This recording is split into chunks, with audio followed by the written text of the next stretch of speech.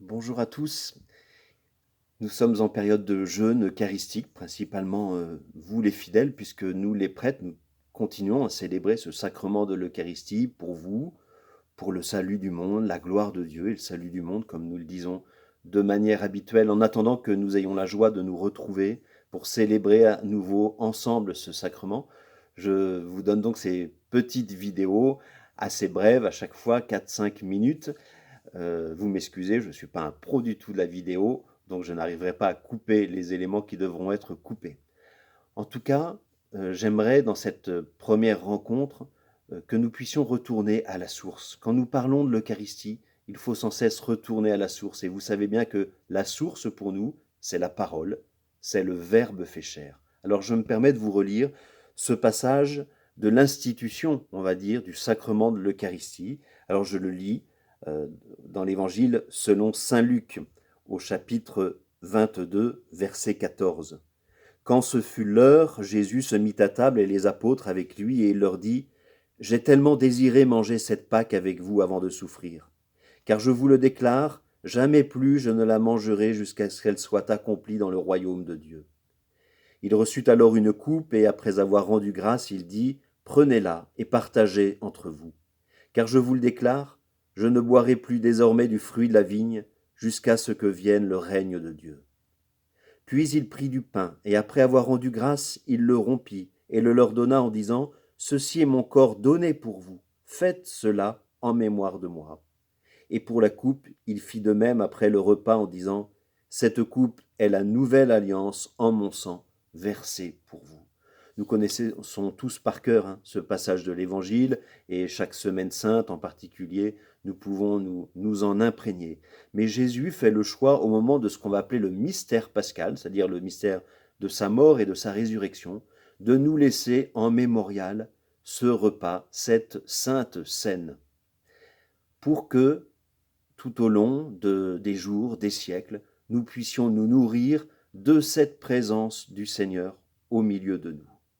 Alors je vous propose dans ces vidéos certainement de nous intéresser davantage au pourquoi de l'Eucharistie plutôt qu'au comment de l'Eucharistie. Souvent nous perdons un temps fou à savoir mais comment ça marche l'Eucharistie, comment ça marche la présence réelle. Le but, nous, c'est de rester sur la question du mais pourquoi Jésus nous donne le sacrement de l'Eucharistie. Je vous donnerai quelques petits aspects durant ces vidéos, des points liturgiques qui mettent en lumière des aspects théologiques du sacrement de l'Eucharistie. Mais gardons toujours comme objectif, c'est pourquoi Jésus nous a laissé ce sacrement, ce mémorial de ce sacrement de l'Eucharistie. Et ici, dans le passage de l'Évangile, on voit bien que au moment où est instituée l'Eucharistie, c'est dans un moment, je ne veux pas jouer sur les mots, mais crucial.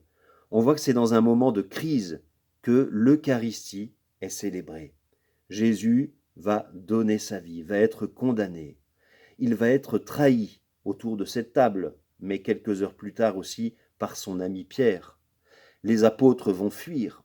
Vous voyez, on pourrait s'imaginer un moment de la scène qui est un moment idyllique dans la vie de Jésus, mais l'institution de l'Eucharistie se fait dans un temps de crise. Voilà pourquoi aussi, ça c'est peut-être une première chose que l'on peut retenir, mais souvent il y a bien des tensions dans nos communautés chrétiennes autour du sacrement de l'Eucharistie. Mais l'Eucharistie elle-même est instituée en un temps de crise. Ce repas pascal fait débat, et encore aujourd'hui. Alors à nous d'entrer intérieurement dans ce repas, dans ce sacrifice de nouvelle alliance, pour que nous puissions le vivre comme Jésus nous demande de le vivre, et surtout dans un but, dans une orientation. Vous l'avez entendu, plusieurs fois Jésus dans ce passage en Saint Luc nous dit « c'est en attendant qu'advienne le royaume de Dieu ». Alors c'est le premier élément que je vous laisse et que je vous invite peut-être à réfléchir. Mais vous voyez, quand nous célébrons la liturgie eucharistique, c'est toujours dans l'attente du retour du Seigneur. Ça n'est pas une finalité. Les sacrements d'abord ne sont pas des finalités. Ce sont des moyens qui nous sont donnés pour vivre notre vie chrétienne. Et en attendant quoi? En attendant le retour du Seigneur. Nous, les baptisés, l'Église tout entière, nous sommes dans ce temps d'attente où le Christ viendra nous reprendre avec lui et totalement engager son règne. Mais il faut être vraiment dans cette tension, parce que sinon, nous chrétiens, nous pourrions nous épuiser à essayer de faire des choses que Jésus ne nous demande pas. Il nous laisse simplement des sacrements, dont le sacrement de l'Eucharistie, en attendant son retour. Nous ne sommes pas la fin et le début de toute chose. Et je crois que cette période de confinement, d'épidémie, nous rappelle notre vulnérabilité, notre fragilité.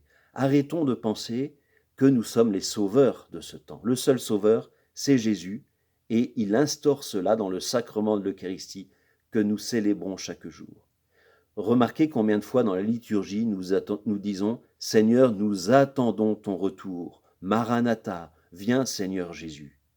Et peut-être que c'est un des moments de la liturgie où on peut se demander si on croit vraiment ce que l'on dit. Attendons-nous le retour du Seigneur? En tout cas, ce repas nous est donné à célébrer aujourd'hui dans l'attente du retour du Christ. Nous ne sommes pas omnipotents. Nous ne sommes pas les sauveurs de ce monde, mais ce que nous faisons, nous les chrétiens, jour après jour, et dans ce sacrement de l'Eucharistie, c'est en attendant le retour du Maître. Vous m'entendrez plusieurs fois le dire, vous m'avez déjà entendu le dire plusieurs fois, nous ne sommes que des disciples et non des sauveurs. Même dans notre manière de célébrer l'Eucharistie, nous sommes appelés à veiller, à tenir la place des disciples, mais non des sauveurs, quelle que soit notre mission, quelle que soit notre vocation. Alors je vous laisse méditer ça aujourd'hui. Qu'est-ce que cela veut dire? Attendre le retour du Seigneur, où tout sera magnifié, où nous serons autour de lui, où nous n'aurons plus besoin des sacrements, puisque nous aurons Jésus face à face. En tout cas, c'est notre attente, c'est notre désir le plus cher. Nous aussi, comme dit Jésus dans ce passage d'Évangile, nous avons désiré d'un grand désir te voir face à face, Seigneur.